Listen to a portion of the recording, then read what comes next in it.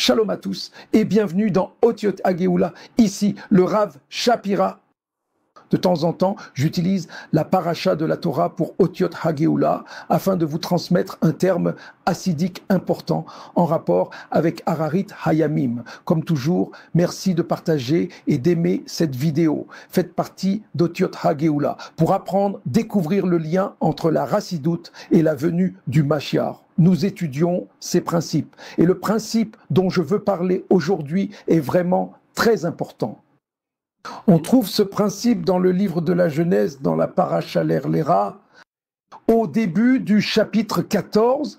À ce moment-là, Avraham Avinu se trouve au milieu de cette guerre entre 5 rois qui combattent contre 4 rois, ce qui entraîne la capture de Lot, son neveu. Ceci est important. Les Razal expliquent que la guerre qui a lieu et au cours de laquelle Lot a été capturé est une image de Gog et Magog.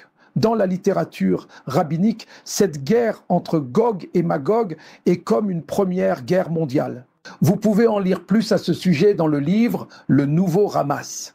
Maintenant, lorsque nous lisons dans Genèse 14, verset 2, à propos de la capture de Lot, il est dit ici dans le texte, et c'est très important, Vaishma Avram ki nishba arrive. Dans ce passage, Lot est appelé le frère d'Abraham et il a été capturé.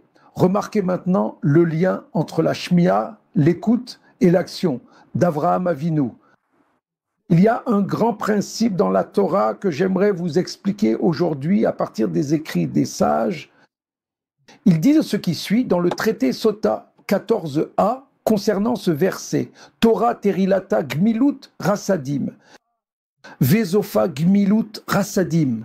La Torah commence par la gmilut rasadim et la Torah se termine par la gmilut rasadim.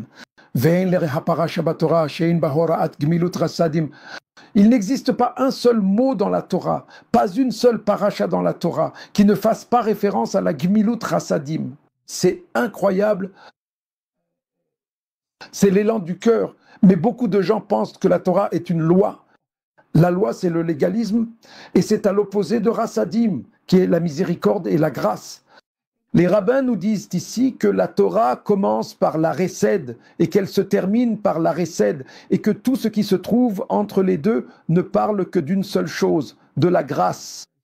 Notez bien que la Gimilut Rasadim est l'ingrédient fondamental et la clé de la Géoula. Ve'en ketz haresed shel la Torah. La Torah en est remplie, c'est ce que disaient les rabbins. C'est pourquoi il est dit qu'Abraham est un personnage qui vient nous enseigner la Gmilut Rassidim. Il y a un principe très important dans l'apprentissage du rassidisme. Ma'aseh avot siman labanim. Les actions des pères sont un signe pour les fils. Et ici, dans ce passage, l'action d'Avraham Avinu est un signe pour nous. Il nous enseigne ce que nous devrons faire lors de Gog et Magog. C'est incroyable. Vous suivez? Et nos rabbins expliquent mais ce qu'est la Gmilut Rasadim. Ils disent ceci. Parfois, un homme est appelé à aider un autre homme. Que ce soit à un moment de grande détresse, en période de grand besoin, en un temps de grand rejet. Une personne peut passer par un moment de grande détresse, par une tragédie, et elle peut même être à l'origine de ce grand problème. Elle a pu se mettre dans une situation compliquée, d'accord? La Torah vient nous enseigner que lorsqu'une personne qui, par sa propre faute, se trouve en difficulté ou dans une situation similaire, c'est à nous de l'aider à sortir de ses problèmes. Ici, les rabbins expliquent que Lot s'est mis lui-même dans le pétrin, comme le précise Rashi, Veu Yoshev Besodom, il s'est installé à Sodome. Il s'est attiré des ennuis. Pourquoi vas-tu t'installer à Sodome? C'est vraiment bête. Pourquoi es-tu à Sodome? Tu vas te faire tuer. Mais quelle a été la réponse d'Abraham? Abraham s'est mis à organiser une opération de sauvetage imméritée pour libérer Lot. Et à ce sujet, il est dit que non seulement il l'a aidé à se libérer, mais qu'il a aussi libéré d'autres personnes, comme Aner, Eshkol et Mamré, 3 personnes. La Gemilut Rasadim n'est pas seulement accomplir une action imméritée. Être bon envers ceux qui ne le méritent pas, c'est encore plus que cela. Cette action attire d'autres personnes qui viennent se réfugier, se protéger, elle vient en aide à d'autres. Aujourd'hui, je vous mets au défi, car la Gmilut Rasadim nous donne la victoire sur Gog et Magog. Au milieu de tous ces combats, Abraham n'a pas été blessé et Lot non plus. Et plus loin, il est dit qu'Abraham crut et que cela lui fut compté comme justice. Mais que signifie croire? En hébreu, cela veut dire qu'il a mis sa foi en action. Comment le faisons-nous? Par la Gmilut et Rasadim.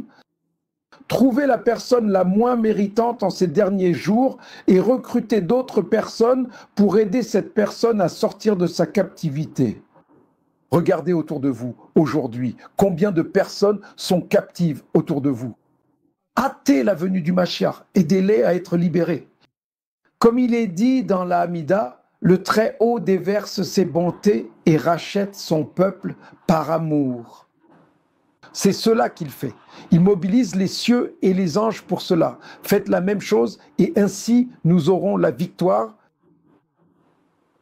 sur de terribles choses, sur les ténèbres qui sont dans le monde aujourd'hui.